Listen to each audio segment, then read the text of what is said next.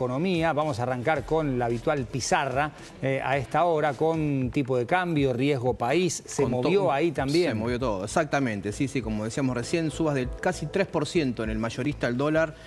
Todo muy arriba, todo muy pedido, obviamente, el coletazo de este temblor político está generando, obviamente, este caso en lo financiero.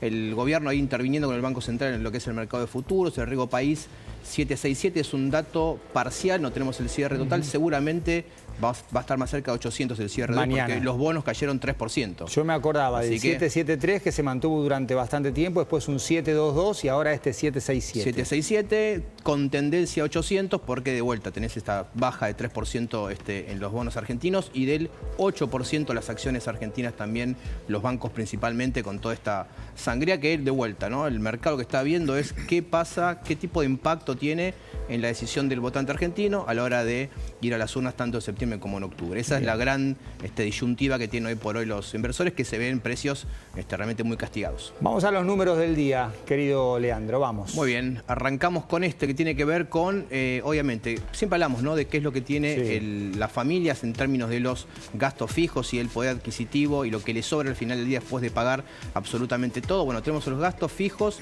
Para llegar al fin de mes, acá el 36% de los hogares usaron ahorros para hacerle frente a los gastos corrientes en el primer trimestre. O sea, con su ingreso total de la familia no les alcanzó, tuvieron que usar 36% de los ahorros para llegar a fin de mes, o por lo menos para mantener cierto estándar de vida. Estos son datos de la consultora Empiria de Hernán Lacunza. Sí, ligera baja con relación al primer trimestre de 2024. Sí, del 36 al 38, pero está realmente bastante alto, ¿no? Obviamente quemar los ahorros para el día a día es complicado. 23% acá de los ingresos son para pagar gastos fijos. Esto es el famoso ingreso disponible que te queda, después claramente de pagar todo el alquiler, los servicios que han aumentado. A los que alquilan sube al 36%. Exactamente. Esto es para el promedio. Si vos alquilás, seguramente el 36% de tus ingresos van para pagar costos fijos, alquiler, prepaga y todo lo demás. Y esto es justamente el índice total que hace la gente de Empiria, 0,4% es lo que cayó en junio el ingreso disponible. En el AMBA es el tercer mes de 4 de los últimos relevados, donde mostrás un empeoramiento de lo que venías trayendo en los meses anteriores, con lo cual te habla un poco de cierta tensión en los bolsillos de la gente. Marcelo Elizondo, un placer tenerte. ¿Cómo va todo? Muy bien, muchas gracias. Recién hablábamos de la baja de acciones, bonos en Estados Unidos con este ruido político que genera el escándalo de los audios y además creo yo conectado también con lo que fue la votación y el tratamiento de la emergencia en discapacidad. ¿Qué relación hay entre la publicación de la noticia y el efecto en estas decisiones que toman los empresarios de vender bonos y que por supuesto el valor baje? Hay una relación directa en un contexto.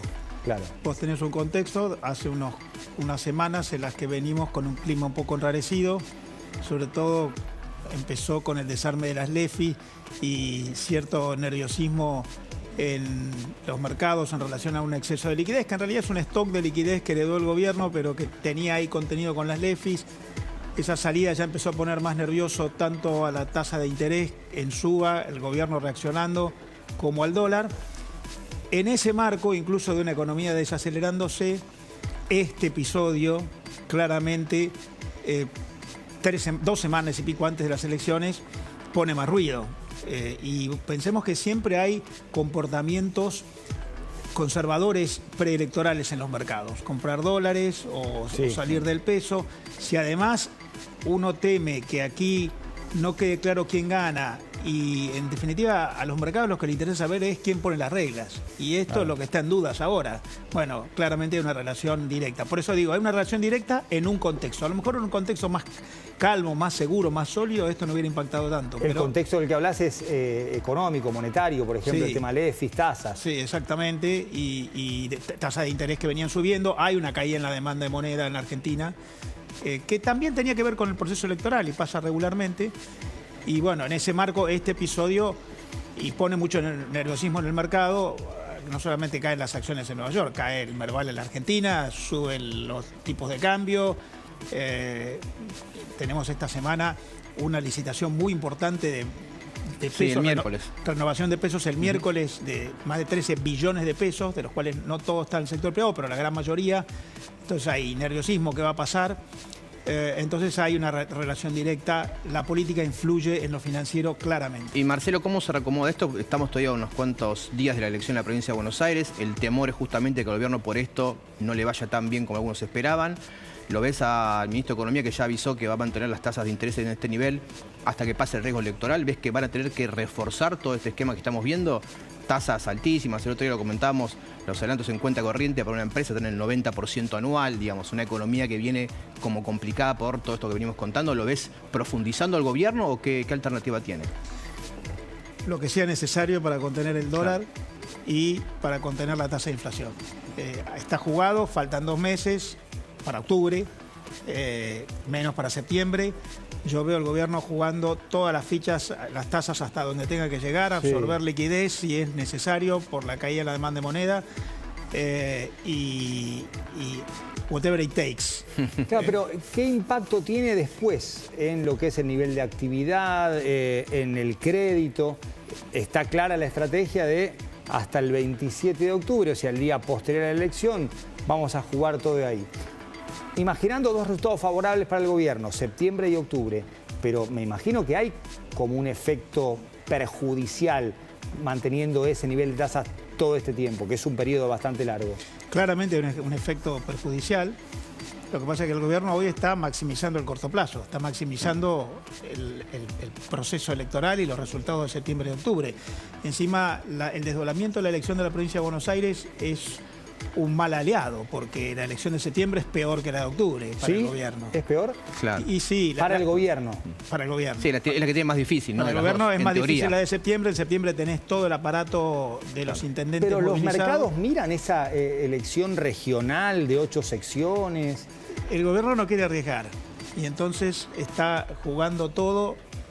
Como dijimos... Yo te diría, Juan, que le dan más importancia incluso a la de la provincia de Buenos Aires que a la de octubre, porque es donde, si le ganás a la bastión del peronismo, del kirchnerismo, ya te marca un terreno para octubre. Si te va mal, siempre el riesgo, Marcelo, te puedes intervenir también, el riesgo es que, bueno, empiece siempre el temor. El mercado tiene miedo que vuelva el peronismo, como dicen ellos, el peronismo extremo, el kirchnerismo, Kicillof y demás. Esa es la idea del mercado, digo, ni bien ni mal, es lo que describen ellos. Si la provincia le va mal, para octubre bastante más cuesta arriba. Lo que hoy para dicen, el gobierno. Lo que hoy dicen, ¿no?, los encuestadores es septiembre es más difícil, octubre es más fácil para el gobierno. La pregunta es si un resultado que no sea muy confortable en septiembre no crea clima para condicionar octubre. Yo creo que efectivamente, como dice Juan Pablo, esto genera efectos. Obviamente, vos subís la tasa de interés y estás condicionando el nivel de actividad, estás reduciendo la oferta de crédito o haciéndolo imposible. Incluso estás poniendo más dudas en el mercado. El mercado se pregunta, ok, después de las elecciones, supongamos que el gobierno gana, aún calmándose todo esto, ¿mantiene las condiciones actuales o habrá un ajuste cambiario? ¿Lo dejará ir? Porque hoy el gobierno está sosteniendo, por más que el dólar flota, con venta de dólar futuro, con tasas de interés. Entonces aparecen otras dudas sobre qué va a pasar después, incluso con un buen resultado electoral para el gobierno, en términos de, sobre todo, la política cambiaria. Y todo eso genera ruido. Yo creo que vamos a tener de acá a las elecciones de septiembre y de octubre este escenario de nerviosismo, volatilidad, porque una vez más, como mencionabas, lo que se discute acá no es quién gana, sino qué modelo se defiende. Y creo que en ese sentido ha metido mucho ruido la discusión en el Congreso, estos proyectos en los que el gobierno sale a reaccionar diciendo me afectan el superávit de presupuesto, planteando acá hay una defensa de modelo de equilibrio de presupuesto, estabilización cambiaria y de tasa de inflación, o vuelta al pasado, a los desequilibrios macro. Entonces, no es solamente quién gana y quién pierde, sino que hay una discusión con una brecha muy grande desde el punto de vista programático entre los dos. Y eso todavía genera más nerviosismo. Legan, ¿tenemos datos de consumo masivo? Sí, datos de la consultora Sentia que marca, en este caso, positivos. Un repunte acá al 3.1% en lo que es el consumo masivo en el total de los canales de distribución. Tenés, obviamente, almacenes, supermercados, el e-commerce que está volando, lo vamos a contar. Pero 3.1% es un buen dato de lo que marca la gente de Sentia. Acá este grafiquito pueden ver justamente supermercados, por ejemplo, 4%, un poquito más, 4.4% negativo, pero fíjate cómo está el e-commerce, 16% arriba. O sea, la venta, cómo se está moviendo el canal online es... ¿Te acordás, no? Que el gobierno decía, la gente está comprando mucho por ahí. Bueno, algo de eso parece que hay. ¿El impacto en el porcentaje final del e-commerce? Eso no te lo dice ninguna consultora, pero te estiman que depende qué tipo de bien vos estás buscando. Obviamente no vas a comprar por no sé, una plataforma, no sé, una leche, una manteca, sí, un bien durable. Hay bastante movimiento al respecto.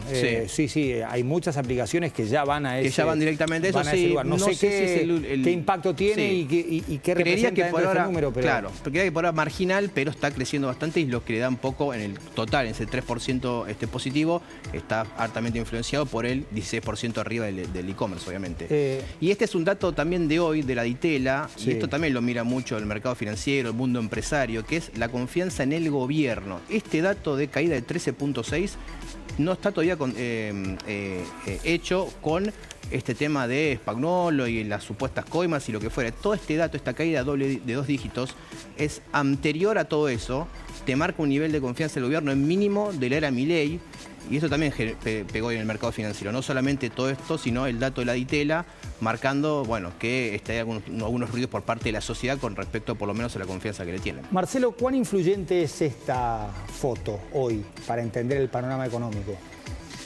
Mira, yo lo que veo hoy es que hay mucha heterogeneidad en la información que recibís. Esto que mencionábamos recién, sube el consumo, pero sube en algunos canales y cae en otros. Entonces depende de con quién hables, te dice a mí me va bien o me va mal.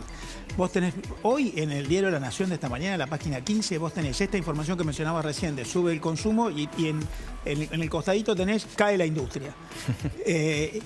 Tenés la caída en la confianza en el gobierno de la Ditela. La encuesta de IDEA dice que 8 de cada 10 empresarios consultados son optimistas en relación al futuro. Tenés mucha heterogeneidad, según quién, según cómo le afecta, según cómo le impacta, según cuándo está hecha la pregunta. Entonces, me parece que es difícil establecer conclusiones cuando vos estás en un escenario de control de daños de un proceso electoral en el que todo es provisional. Me parece que otra vez en la Argentina la política genera mucho impacto sobre la economía y de acá a octubre va a ser todo provisional. ¿Tenemos más datos de lo que habitualmente entrega la Universidad Torcuato Di Itela? No, tenemos, bueno, este es obviamente un desagregado, justamente, bueno, lo que decíamos, ¿no? Es el menor, el 16.3% es el menor porcentaje de confianza en el gobierno desde agosto de 2017. Comparado con lo que fue el gobierno de Macri. El promedio de Macri había sido superior en 2017 y está abajo de ese promedio bueno el gobierno de Mauricio Macri. Está 16 puntos abajo. El gobierno de Macri gana la elección de mitad de mandato en ese 2017. Por eso ahí está exactamente la comparativa. Qué tan parecido estás. Viste que te acordás que Milei siempre decía estamos mucho mejor que el gobierno de Mauricio Macri. Fíjate el dato de superávit. Y acá la comparación con la gestión de Fernández, ¿no? Claro, estás 14% arriba que el gobierno de Alberto Fernández en agosto del 2021. Estás por debajo en el mejor momento del gobierno de Mauricio Macri antes de su elección de mitad de término. ¿Y después del 27 de octubre qué?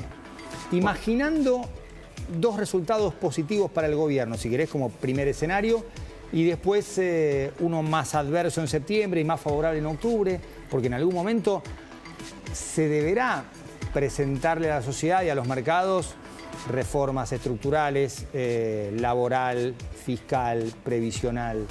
Sí, bueno, eso en primer lugar lo dice el propio gobierno. El propio gobierno dice hasta octubre y desde octubre, si gano, el gobierno dice que gana, yo ya tendré más capital político para emprender más reformas. Por lo que está claro que después de octubre vienen o más reformas o intentos de más reformas. Claro. Y me parece que incluso reformas más profundas, previsional, laboral, tributaria, de relación entre el Estado federal, central y las provincias. Yo creo que por lo pronto vienen más reformas, el gobierno sabe que las necesita, la Argentina necesita más productividad. Y después veremos qué pasa después de octubre con el régimen cambiario, que esa es la gran pregunta. El gobierno dice el dólar flota, es verdad, flota, pero con una flotación sucia. ¿Seguirá interviniendo el gobierno, como está haciéndolo hoy, con dólar futuro o con ¿Y el altas cepo tasas? Para las empresas? Bueno, probablemente el cepo para las empresas se va a sacar el año que viene. Yo creo que, de hecho, ya para las empresas que quieran girar dividendos al exterior, para el año que viene pueden, claro, en relación a las utilidades de este año, por la última modificación que hay en el cepo. Así que yo creo que se termina de limpiar el año que viene. El año que viene va a ser un año más tranquilo. La política condiciona mucho. De modo que yo me imagino, después de octubre, sobre todo si al gobierno le va bien, un buen paquete de reformas que profundice el programa económico, y el propio gobierno lo está anticipando. Después de octubre, si me revierten las reformas, vuelvo sobre ellas y además tengo una agenda de reformas más profunda. Claro, la pregunta es si no le va tan bien, ¿qué pasa? Que tiene el gobierno para manejar. Bueno, ahí me parece también eso es parte del riesgo, ¿no? Por eso el mercado también sale corriendo. Y aunque le vaya bien, no le va a alcanzar el capital político en el Congreso porque no va a tener mayoría propia. No. Por lo tanto, está claro que ahí se necesita una ingeniería política para poner en marcha la reforma. Si vos querés cambiar el régimen tributario de las provincias y te molesta ingresos brutos, o la coparticipación federal, o hacer una reforma tributaria en general, o una reforma laboral, bueno, ahí está claro que vas a tener que negociar, aún yéndote bien. Lo que pasa es que si al gobierno le va bien, ahí con más autoridad se pone a negociar. Los políticos huelen el mercado. Negoció en el contexto de ley bases y fue una negociación exitosa porque es un gobierno subrepresentado en el Congreso, teniendo en cuenta que, por ejemplo, hay una elección, la de 2019, que en este 2025 se renuevan los senadores elegidos por esos 8 distritos, que no existía la Libertad Avanza. La Libertad Avanza emerge como partido en 2021, en Milei en la Ciudad de Buenos Aires hace una buena elección y queda tercero. Se renueva la mitad de la Cámara de Diputados electa en 2021 y ese tercio de senadores electos en 2019. Y en 2023 sacó 30% en la primera vuelta y ese es el número para entender la actual representación. Además, hubo peleas, hubo desprendimientos internos. Luego de esa negociación macro de la ley bases, cuando entró en campaña, entró una estrategia de pelearse, romper, imponer condiciones sí o sí. Hasta algunos también se espantaron por el trato digital que recibían. Eso también va a suponer un cambio respecto del gobierno si uno compara lo que es la estrategia de confrontación e imposición para esta elección con lo que necesita para acordar y crear un contexto favorable a reformas. Claramente. Objetivamente, y esto ocurre históricamente, es mucho más fácil lograr consensos en el Congreso en los años no electorales. Yo creo que el gobierno del año pasado fue mucho más pragmático. Ocurrió con la ley base. Presentó un proyecto, no gustó, lo sacó, presentó otro más liviano, negoció, tuvo una gran capacidad política para negociar el año pasado, totalmente distinto de este año. Este año fue un año electoral y en el cual las negociaciones en el Congreso iban atadas a las negociaciones en la conformación de listas, y los diputados y senadores que votan con el gobierno son aquellos que tienen que ver con acuerdos en las provincias. Yo creo que el año que viene, que es un año no electoral, es un año más propicio para acuerdos y consensos. Y mucho más si al gobierno le va bien y se fortalece en el Congreso, e incluso la oposición se licúa más. Bueno, ahí con la autoridad del que gana, muchos representantes de partidos no oficialistas entienden si el electorado privilegia al oficialismo y no es un año electoral. Me parece que ahí va a tener mucho más margen para acuerdos que lo que puedes tener este año. Este año, año electoral, era imposible que haya acuerdos políticos. Muchas gracias, Marcelo. Como siempre, un placer. Querido José del Río, nos vamos a la reacción de La Nación que se está